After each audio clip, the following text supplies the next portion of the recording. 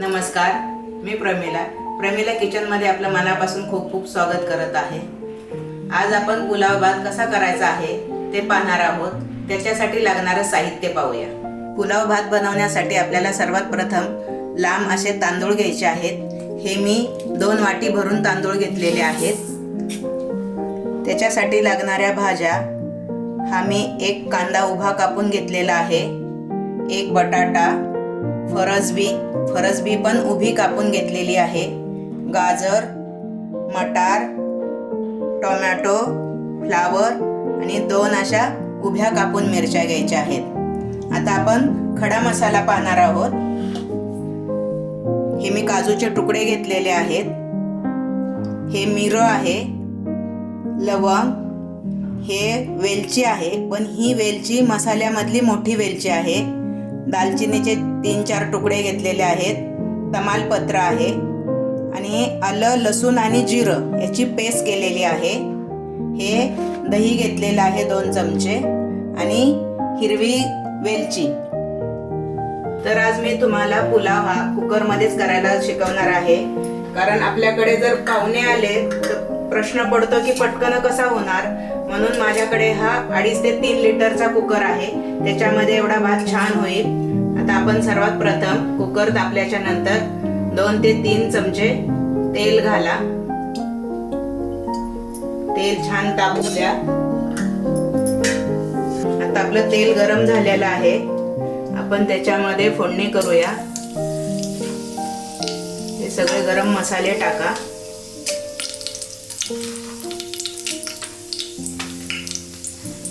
खडा मसाला टाकल्याने चव पण छान येते। तमालपत्र असं तोडून टाका। आलं लसणाची गोळी आपण वाटून घेतलेली होती, तेही छान परतून घ्या, म्हणजे लसणाचा वास येणार नाही भाताला। छान परतून घ्या। हिरव्या मिरच्या टाका, गॅस मंदच ठेवा। सर्वात प्रथम आपण कांदा घालणार आहोत। कांदा थोडासा छान लाल झाला, आपण बाकीच्या भाज्या पण घालणार आहोत। तुमच्या आवडीनुसार, तुम्हाला आवडत असतील तर अजूनही तुम्ही जास्त भाज्या घेऊ शकता, कारण मी 2 वाटी तांदूळ घेतलेत म्हणून हे साधारण 1-1 वाटी भाज्या झाल्या आहेत। कांदा छान लाल झालाय, आपण बाकीच्याही भाज्या टाकून घेऊया। आता आपण ह्याच्यात राहिलेल्या सगळ्या भाज्या टाकून घेऊया। भाज्या आपण छान वाफवून घ्यायच्या।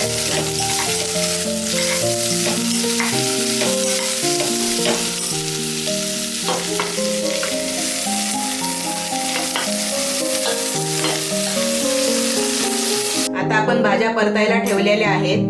मी एकीकडे 3 पाण्याने हे तांदूळ धुवून घेतले। तांदळात थोडंसं पाणी घालून एक 10 ते 15 मिनिटं भिजत ठेवले होते। आता आपण हे पाणी काढून घेणार आहोत। आपल्या भाज्या तिकडे परततच आहेत। पहा, स्वच्छ तांदूळ झालेला आहे। आता भाज्या परतल्या की आपण त्याच्यात तांदूळ घालणार आहोत। आता ह्या भाज्या परतून झाले की याच्यात काजूचे तुकडे घाला। काजूचे तुकडे छान असे परतून झाले की त्याच्यामध्ये हे आपण भिजवलेले तांदूळ घालणार आहोत।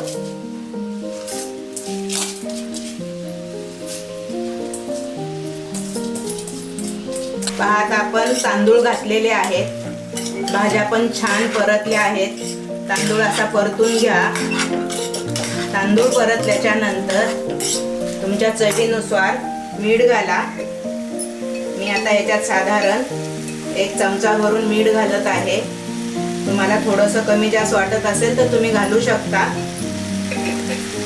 तर मीठ घालूनही भात छान ढवळून घ्या।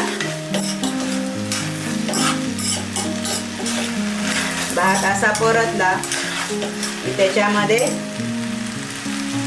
खूप घट्ट दही असेल तर 2च चमचे घाला।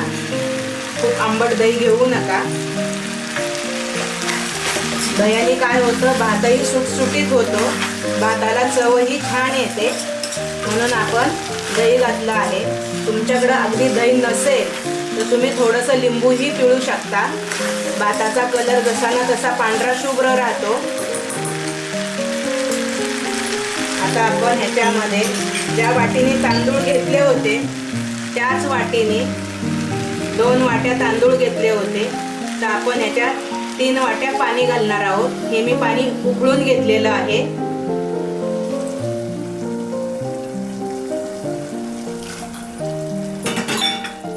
भाताला आपल्या नेहमीच्या भातासारखं खूप पाणी नाही घालायचं, का आता आपण पुलाव करतो आहोत आणि त्यातून कुकरमध्ये घातलेला आहे.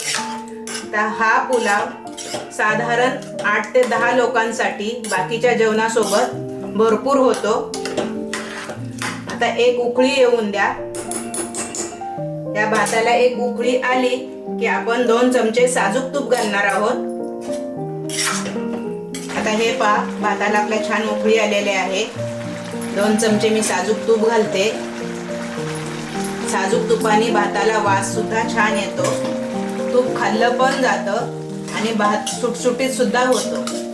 म्हणून आपण साजूक तूप घालून एकदा छान असा ढवळून घ्या आणि फक्त 3 शिट्ट्याच घ्यायच्या आहेत कुकरला.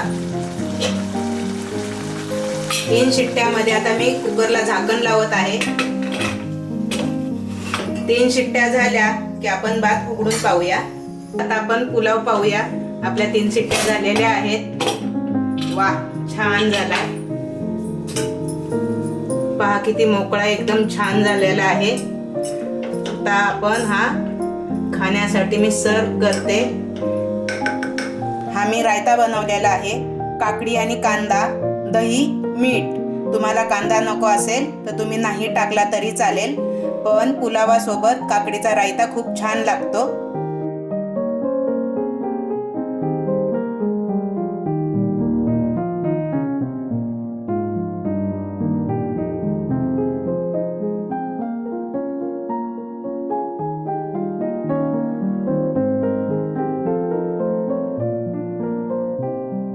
तर आपला पुलाव आता खाण्यासाठी तयार आहे.